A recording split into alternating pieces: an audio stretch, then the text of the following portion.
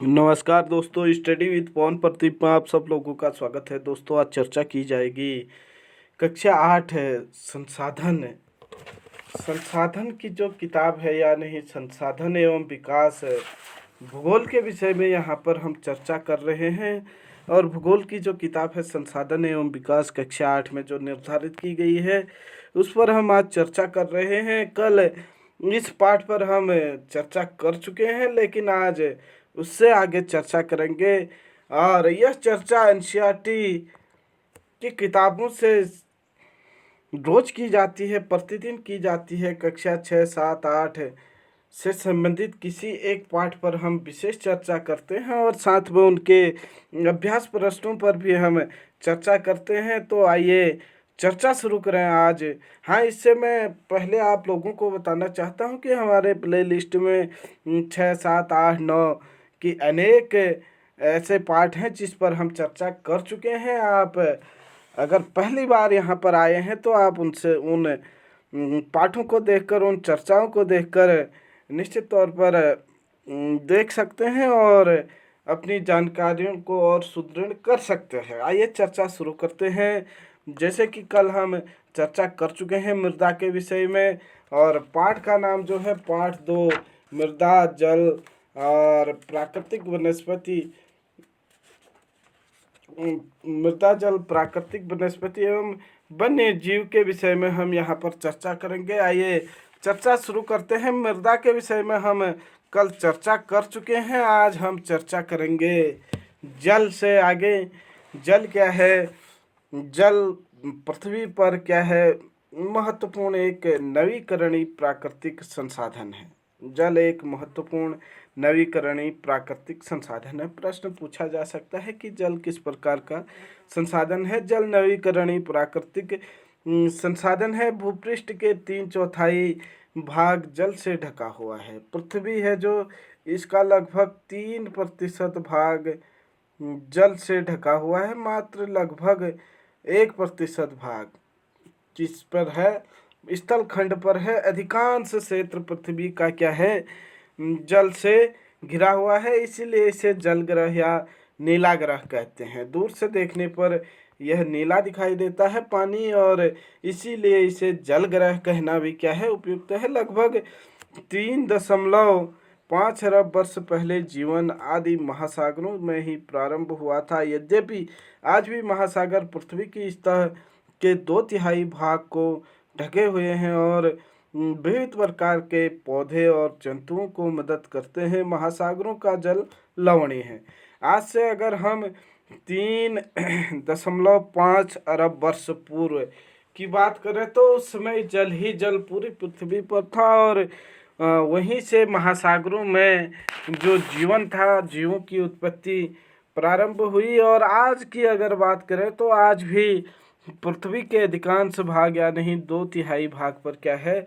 जल है। लेकिन अधिकांश जल क्या है? महासागरों में लवणीय है, जो मानव उपयोग के लिए उपयुक्त नहीं है। अलवण जल केवल 2.7% है। इसका लगभग 70% भाग जो अलवण जल है, या नहीं जो सिर्फ 2.7% है, इसका भी 70% भाग बर्फ की चादरों और हिमानियों के रूप में क्या है? अंटार्कटिका है, ग्रीनलैंड है और पर्वतीय प्रदेशों में पाया जाता है। अपनी स्थिति के कारण ये मनुष्य की पहुंच के बाहर है। केवल 1% जल अलवण उपलब्ध है और वह मानव उपयोग के लिए उपयुक्त है। आप देख सकते हैं पृथ्वी पर जो भी जल है उसका 1%, मात्र 1% जल ही क्या है? मानव के उपयोग के लिए प्रयोग किया जाता है, या नहीं मानव उपयोग के लिए उपयुक्त है। वह जल है भौम जल, नदियों द्वारा जल जो आता है, झीलों और पृष्ठीय जल के रूप में, वायुमंडल में जो जलवाष्प के रूप में पाया जाता है। 1% जल नदियां हैं आपके, ये भूमि से जो जल आता है, और जो वर्षा के रूप में जल आता है पृष्ठीय तनाव पर, और जलवाष्प के रूप में जो आता है, यही जल 1% है और जिसे हम उपयोग कर सकते हैं। वर्ष 1975 में मानव उपयोग के लिए जल की खपत 3850 घन किमी प्रति वर्ष थी, जो कि 2000 में बढ़कर 6000 घन किमी प्रति वर्ष से भी अधिक हो गई है। क्या आप जानते हैं एक टपकता नल एक वर्ष में 1200 लीटर जल व्यर्थ करता है। आइए जल के विषय में आगे चर्चा करें हम। जो जल 1% है, जो अलवणीय जल है, वही क्या है, यहाँ मानव उपयोग के लिए उपयुक्त है या मानव उसे उपयोग करते हैं, इसलिए अलवणीय जल पृथ्वी का सबसे अधिक मूल्यवान पदार्थ है। हम कह सकते हैं कि जो 1% जल है वह पृथ्वी का सबसे ज़्यादा मूल्यवान पदार्थ है। पृथ्वी पर जल न बढ़ाया जा सकता है और न घटाया जा सकता है। इसकी कुल मात्रा स्थिर रहती है। इसकी प्रचुरता में विविधता प्रतीत होती है, क्योंकि यह वाष्पीकरण, वर्षण और वाह की प्रक्रियाओं द्वारा महासागरों, वायु, भूमि और पुनः महासागरों में चक्रण द्वारा निरंतर गतिशील है। कक्षा 7 में यह बेहतरीन ढंग से बताया गया है कि जल सबसे पहले वाष्पीकरण के रूप में ऊपर उठता है, ऊपर उठने के बाद भारी हो जाता है और बादलों का रूप ले लेता है। उसके बाद यह क्या होता है, नीचे फिर से वर्षा के रूप में गिरता है और फिर से वाष्पीकरण हो करके समुद्रों, महासागरों से फिर से ऊपर उठता है। यही जल चक्रण कहलाता है। जैसे कि आप जानते हैं, इसे जल चक्र कहते हैं। प्रश्न पूछा जा सकता है, जल चक्र किसे कहते हैं? आप कह सकते हैं वाष्पीकरण, वर्षण और वाह की प्रक्रियाओं द्वारा महासागरों, वायु, भूमि और पुनः महासागरों में चक्रण द्वारा निरंतर गतिशील जल को ही क्या कहते हैं, जल चक्र कहते हैं। मनुष्य जल की बड़ी मात्रा का उपयोग न केवल पीने और धुलाई में ही करता है, वरन उत्पाद प्रक्रिया में भी करता है। मनुष्य, आप देख रहे हैं कि न केवल पीने में जल का उपयोग करता है, बल्कि और भी कई उत्पादों और अन्य कामों में जल का प्रयोग करता है। जैसे जल कृषि के लिए उपयोगी है, उद्योगों तथा बांधों के जलाशयों के माध्यम से विद्युत उत्पादन करने में भी इसका प्रयोग किया जाता है। जल स्रोतों के सूखने अथवा जल प्रदूषण के कारण अलवणीय जल की आपूर्ति की कमी के मुख्य कारण बढ़ती जनसंख्या, भोजन और नकदी फसलों की बढ़ती मांग, बढ़ता नगरीकरण और बेहतर होता जीवन स्तर है। ये सब जल की आपूर्ति के कमी के मुख्य कारण है। आप देख सकते हैं, पीने के लिए लगभग 3 लीटर पानी प्रतिदिन एक व्यक्ति को चाहिए, खाना बनाने के लिए 4 लीटर, नहाने के लिए 20 लीटर, शौचालय के लिए 40 लीटर, वस्त्र धोने के लिए 40 लीटर, बर्तन धोने के लिए 20 लीटर, बागवानी के लिए 23 लीटर। कुल मिलाकर के एक व्यक्ति को कम से कम एक दिन में 150 लीटर जल की आवश्यकता होती है।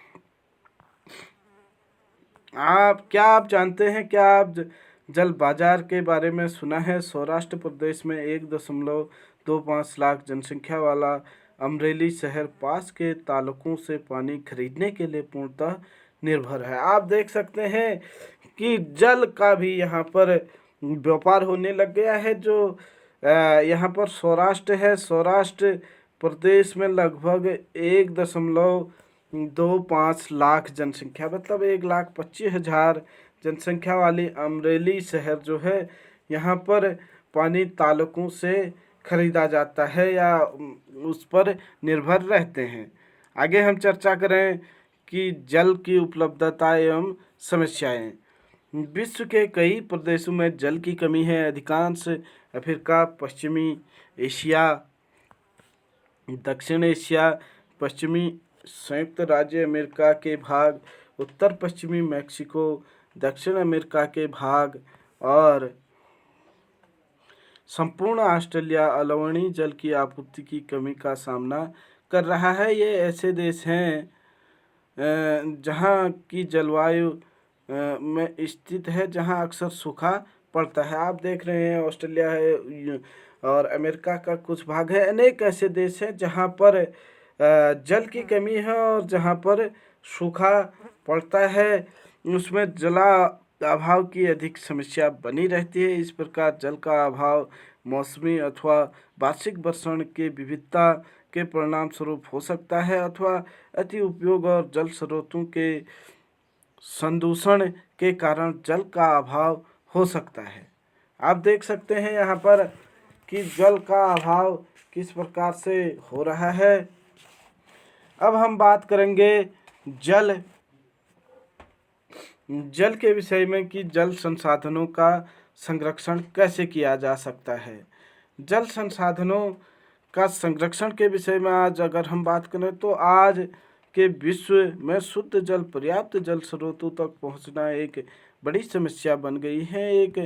इस क्षीण होते संसाधन के संरक्षण के लिए कदम उठाने चाहिए। यद्यपि जल एक नवीकरणीय संसाधन है, तथापि इसका अति उपयोग और प्रदूषण से इसके उपयोग के लिए अनुपयुक्त बना देती है। आप देख रहे हैं जल हालांकि नवीकरणीय संसाधन है, तथापि अति उपयोग और प्रदूषण इसके लिए क्या कर दे रहे हैं, अनुपयुक्त बना दे रहे हैं। और अशोधित या आंशिक रूप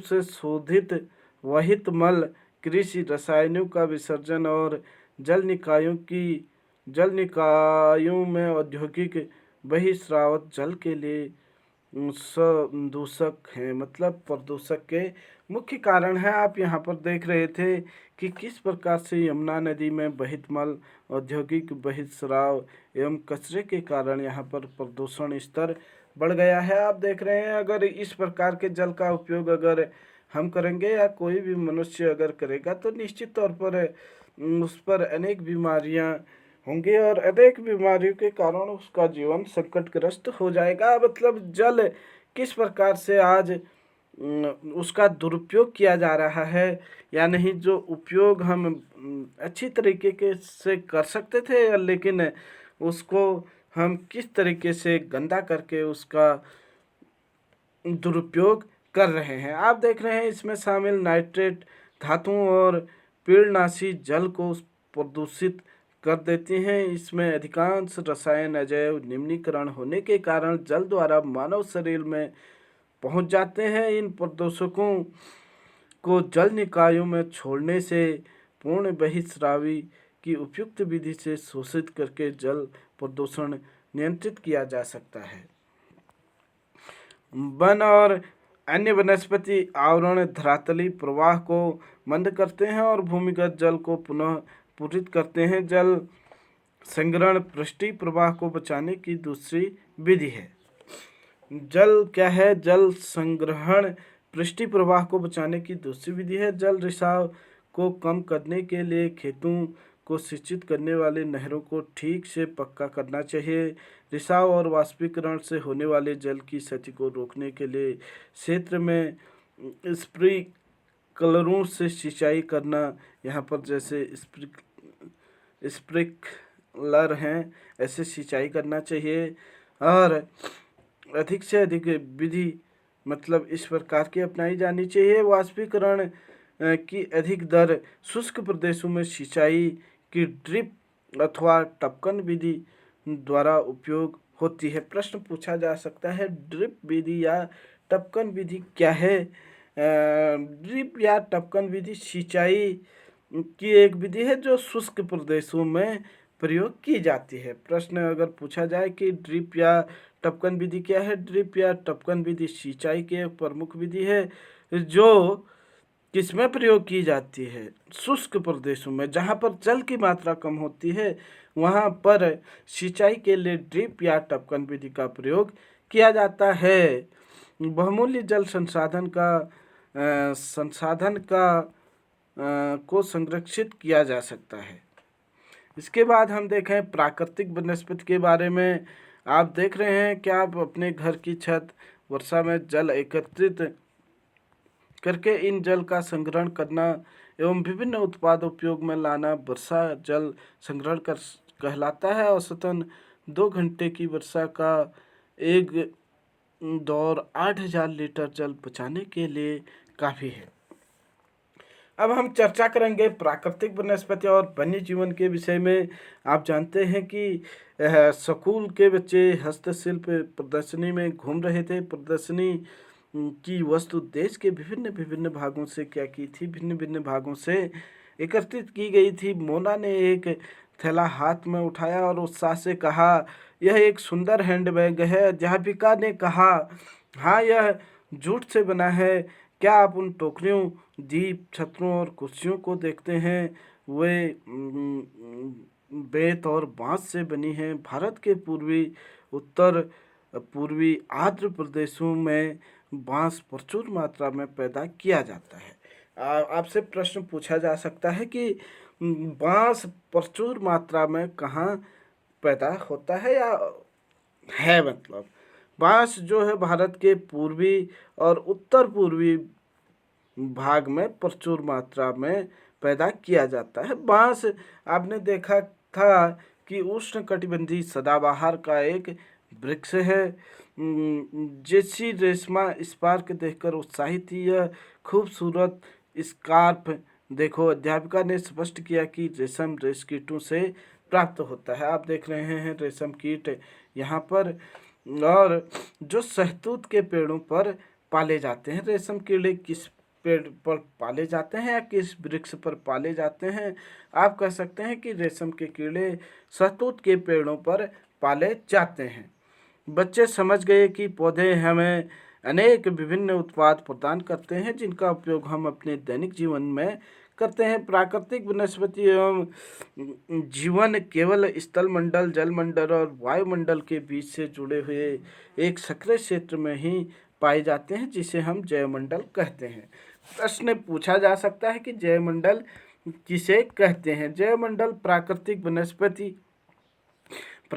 वनस्पति वन्य जीवन केवल स्थलमंडल, जलमंडल, वायुमंडल, स्थलमंडल और वायुमंडल के बीच जुड़े एक सक्रिय क्षेत्र को में ही पाए जाते हैं, जिसे हम क्या कहते हैं? जैवमंडल कहते हैं। जैवमंडल प्राकृतिक वनस्पति और वन्य जीवन केवल कहाँ पाए जाते हैं? स्थलमंडल, जलमंडल और वायुमंडल के क्षेत्र को ही क्या कहते हैं? हम जैवमंडल कहते हैं। जैवमंडल में सभी जीवित जातियां जीवित रहने के लिए एक दूसरे के परस्पर संबंधित निर्भर रहती हैं। इस जीवन आधारित तंत्र को परितंत्र कहते हैं। परितंत्र किसे कहते हैं? अगला प्रश्न बनता है कि जैवमंडल में एक दूसरे से जो परस्पर संबंधित होते हैं उसे क्या कहते हैं? परितंत्र कहते हैं। वनस्पति और वन्य जीवन बहुमूल्य संसाधन है।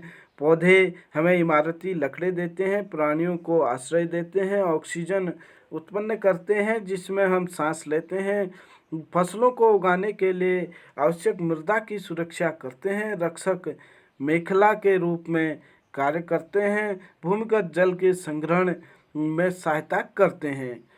इतने फायदे हमें वृक्ष से हैं। साथ ही साथ फल, लैटेक्स, तारपीन का तेल, गोंद, औषधि, पौधे और कागज प्रदान करते हैं। आपको अध्ययन के लिए अत्यधिक आवश्यक है कि पौधे की असंख्य उपयोग है, उसमें आप कुछ और जोड़ सकते हैं। वन्य जीवन के अंतर्गत जंतु, पक्षी, कीट और जलीय जीव रूप आते हैं, जिसमें हमें दूध, मांस, खाल और ऊन प्राप्त होता है। कितने फायदे हमें हैं इन वनों और आपके वन्य जीव प्राणियों से, आप देख पा रहे होंगे और पढ़ पा रहे होंगे। आप देख लीजिए यहाँ पर उत्तराखंड का जो राज्य पुष्प है ब्रह्म पुष्प, यह एक औषधि बूटी है, यहाँ पर दिया गया है। और यहाँ पर किलकिला किंगफिशर दी का चित्र है। आगे बढ़े हम। कीट जैसे मधुमक्खी हमें शहद देते हैं।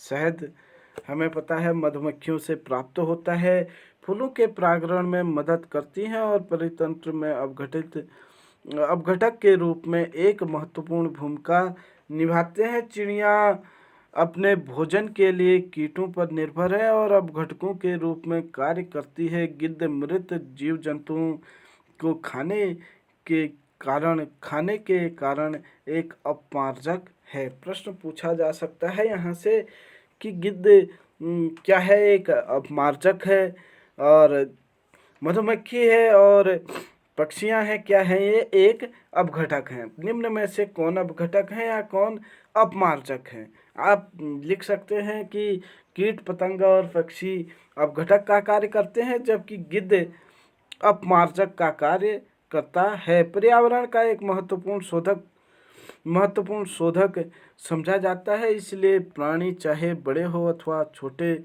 सभी परितंत्र के संतुलन को बनाए रखने के लिए अनिवार्य हैं। प्राकृतिक वनस्पति और वितरण। प्राकृति वनस्पति या नहीं, प्रकृति ने हमें जो दी है, वनस्पति की वृद्धि मुख्य रूप से तापमान और आर्द्रता पर निर्भर करती है। विश्व की वनस्पति के मुख्य प्रकारों को 4 भागों में बांटा जा सकता है, जैसे वन है, घास स्थल हैं, गुल्म है और टुंडा क्षेत्र हैं। इन 4 प्रदेशों में विश्व की वनस्पति को बांटा जा सकता है। आप देख रहे हैं वन में अजगर।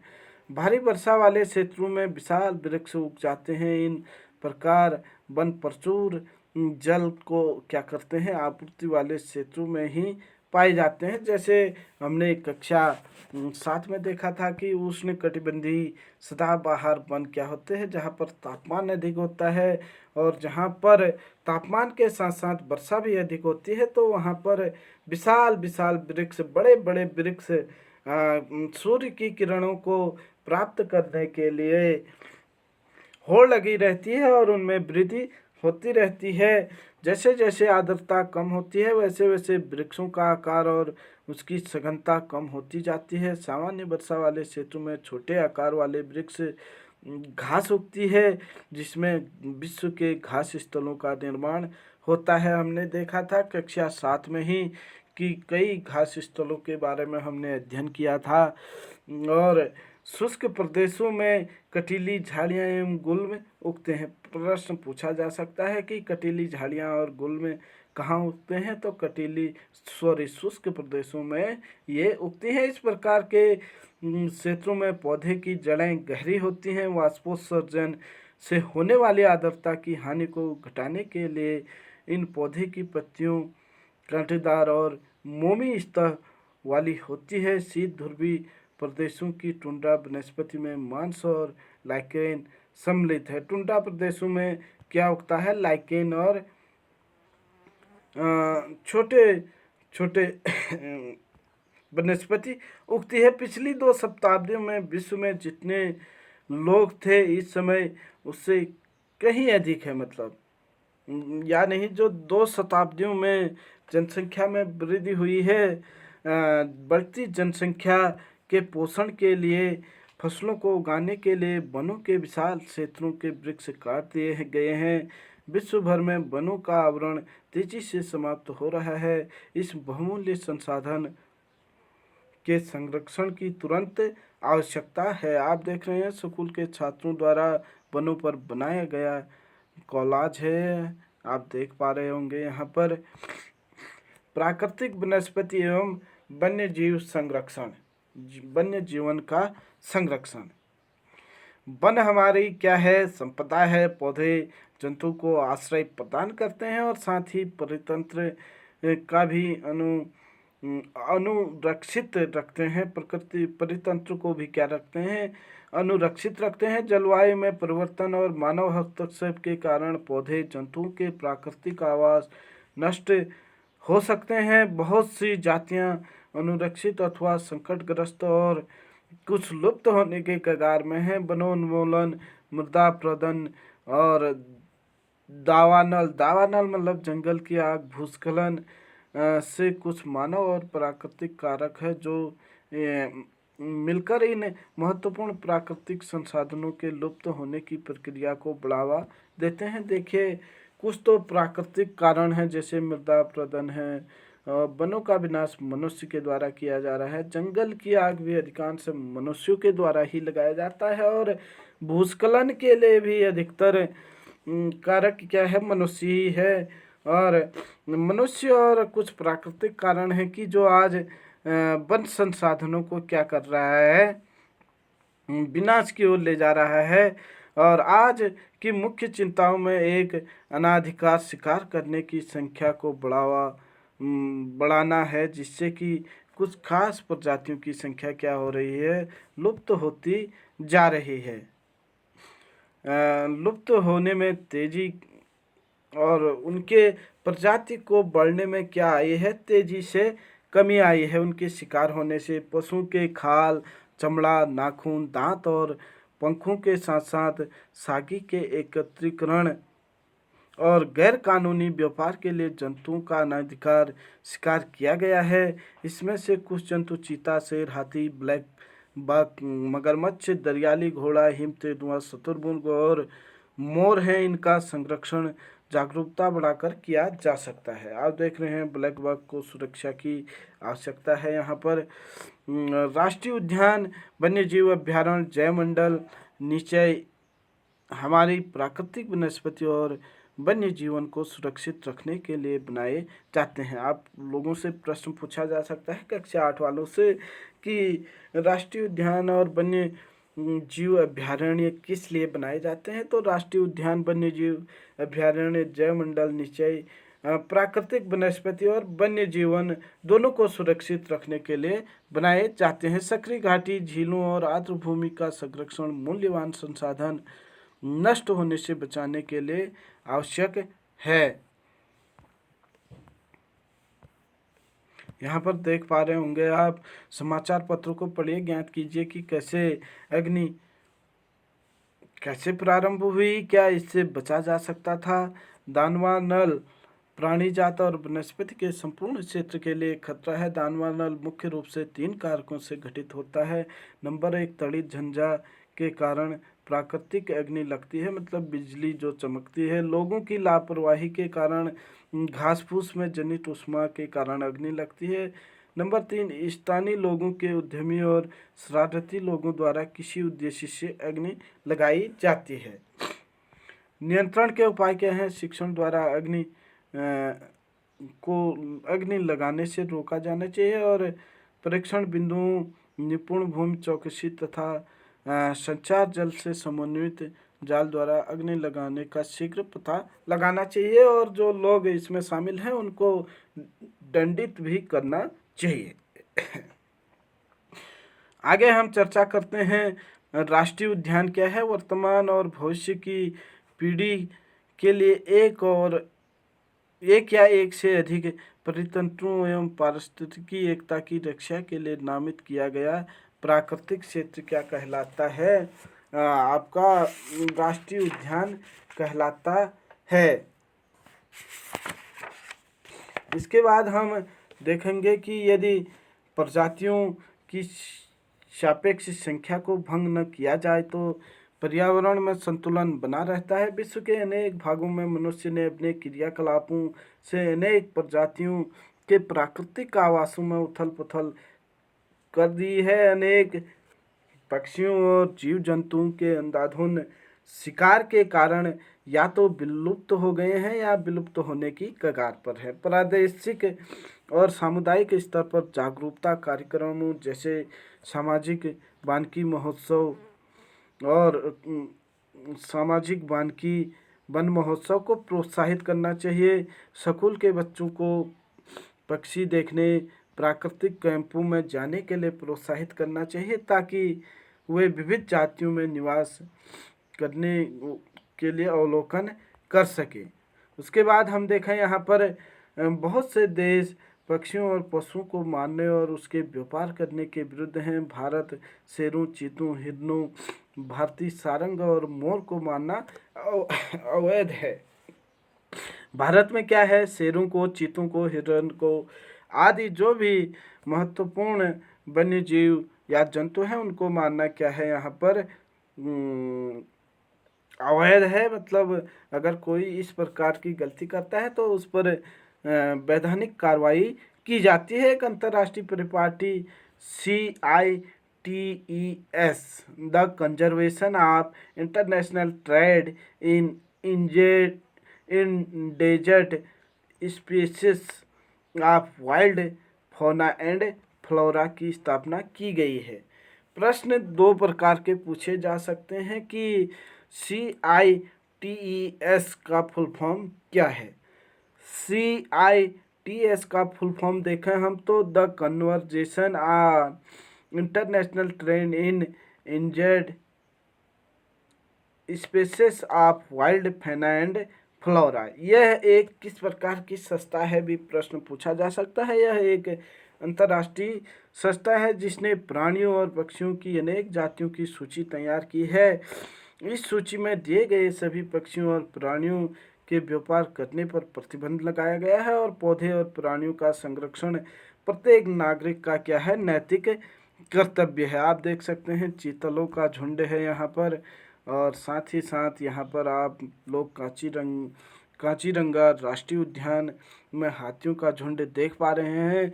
जयमंडल नीचे यह वैश्विक नेटवर्क द्वारा जुड़े रक्षित क्षेत्रों का एक श्रृंखला है जिसे संरक्षण और विकास के बीच संबंध को प्रदर्शित करने के इरादे से बनाया गया है। क्या आप जानते हैं कि CITES द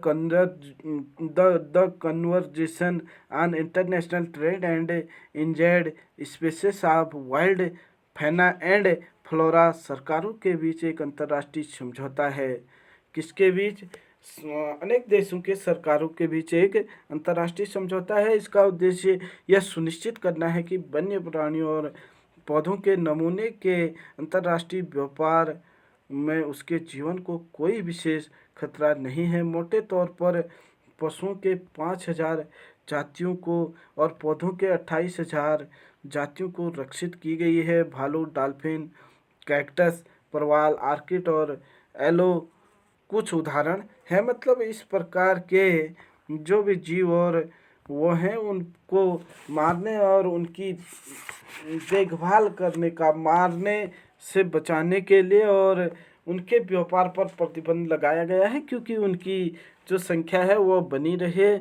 ये था दोस्तों आज जो कक्षा 8 का पाठ 2 है, संसाधन एवं विकास, इसका पाठ 2 था। इस पर हमने आज चर्चा की। यह 2 भागों में हमने इसमें चर्चा की। जैसे कि आप लोग जानते हैं पाठ का नाम था भूमि, मृदा, जल, प्राकृतिक वनस्पति और वन्य जीवन संसाधन। आज थोड़ा स्वास्थ्य में गिरावट थी और जिस कारण से आप लोगों को थोड़ा प्रॉब्लम आ सकती है, या आप लोग देख पा रहे होंगे कि बीच बीच में कुछ दिक्कतें यहाँ पर आई थी, लेकिन फिर भी प्रयास किया गया है आप लोगों के लिए बेहतर करने के लिए। आप लोग हमारे साथ जुड़े रहिए और आप लोगों को अगर किसी बात पर कोई भी परेशानी हो या कोई भी चीज़ समझ में ना आए तो आप कमेंट बॉक्स पर अपनी राय दे सकते हैं।